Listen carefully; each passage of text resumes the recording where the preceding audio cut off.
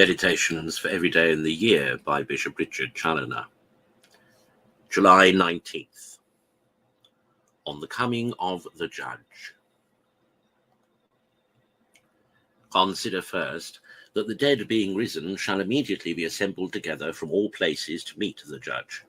And this, as 'tis thought near Jerusalem, in the sight of Mount Olivet and of Mount Calvary, where our Lord heretofore shed his blood for our redemption. Oh, what a sight will it be to behold our redemption!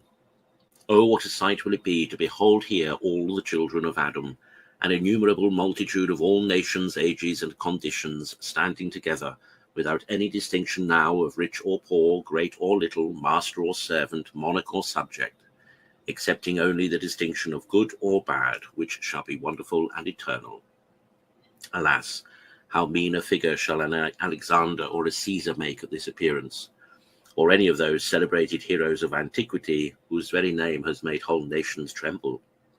Those mighty monarchs that had once the world at their beck are now levelled with the meanest of their slaves, and would wish 1,000 times they had never worn the diadem.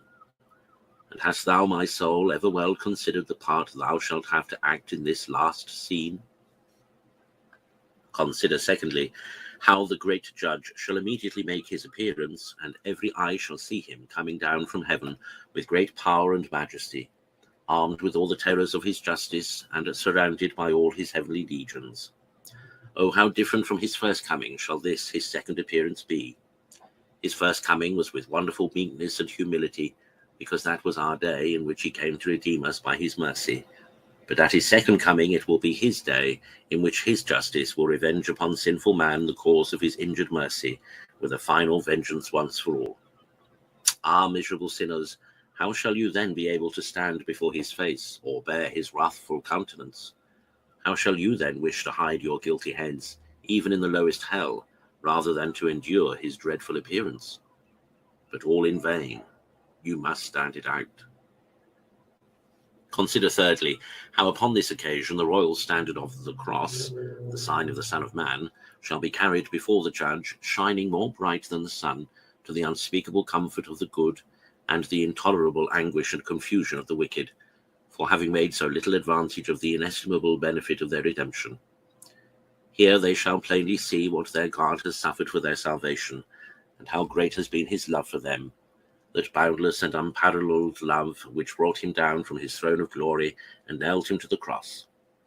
Oh, how shall they now condemn their past obstinacy and sin, with all their blindness and ingratitude? Oh, how shall this glorious ensign justify in the face of the whole universe the conduct of God and the dreadful torments he has prepared for unrepenting sinners? For what less than a miserable eternity can be punishment enough for so much obstinacy and sin, after so much goodness and love?